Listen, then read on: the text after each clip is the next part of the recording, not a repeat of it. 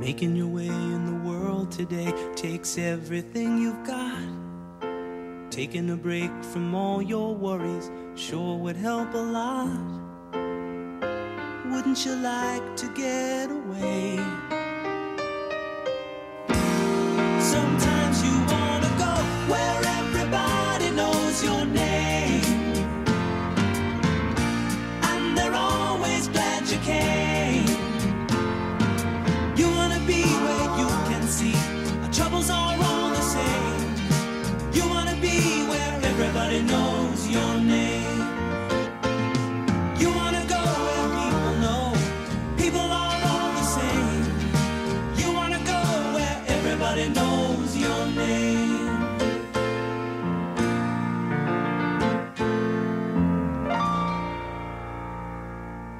Good morning, RCS. Today is Monday, September 17th, and here are today's top stories.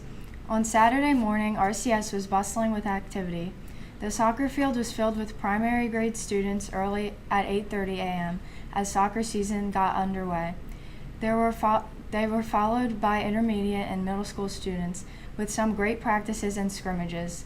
Next week, teams will play their first official games. In front of the school, our 8th graders were cleaning cars and having a great time in their first activity as the class of 2019. The cars were wet and soapy, and so were the students. A great time was had by all the atmosphere at RCS, filled with Ram pride and school spirit. Thank you to all who helped make this first weekend so special. Today in the United States of America, it is Constitution Day. That's right, on this day in 1787, the Constitution was signed in Philadelphia, Pennsylvania.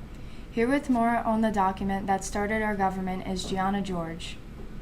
On this day in history, the United States Constitution was signed. Here are some facts about the Constitution that you may not know.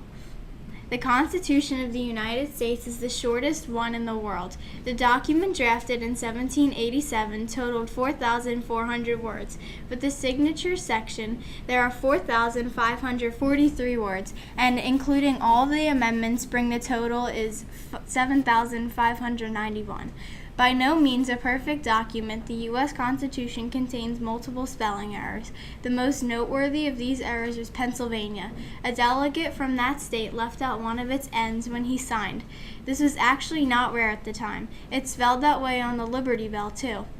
During the entire 100 days it took to complete the U.S. Constitution, delegates took only 10 days off. 6 days a week for more than 3 months, they discussed, debated, and voted all in a hot, stuffy room. With the windows closed, despite the summer heat to help ensure secrecy, the delegates dressed in the heavy garments of the day. That must have smelled lovely. There is no mention of democracy in the Constitution. In fact, the United States of America isn't a true democracy. It's a republic, which is how the framers intended it. It's a pure democracy. The people make decisions directly.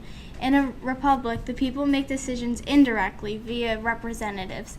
At 81, Benjamin Franklin of Pennsylvania was the oldest delegate at the Constitutional Convention, and at 26, Jonathan Dayton of New Jersey was the youngest. Some of the original framers and many delegates in the state ratifying conventions were very troubled that the original Constitution lacked a description of individual rights. In 1791, the Americans added a list of rights to the Constitution. The first 10 amendments became known as the Bill of Rights. This is Gianna George saying happy birthday to the U.S. Constitution. Back to the news desk. Thanks, Gianna. Great reporting. I always spell Pennsylvania wrong, too. In sports news, our Super Bowl champion Eagles suffered an early season loss to the Tampa Bay Buccaneers. Despite a fourth-quarter comeback, the Eagles were unable to overcome the Bucs' 20-point lead. Next up for the Eagles will be the Indianapolis Colts next Sunday as the Eagles try to get back on track. That's all for today's news. This is Alexa Babno and Gianna Loria for RCS News. Rams on three, Rams on three. 1, 2, 3, Rams!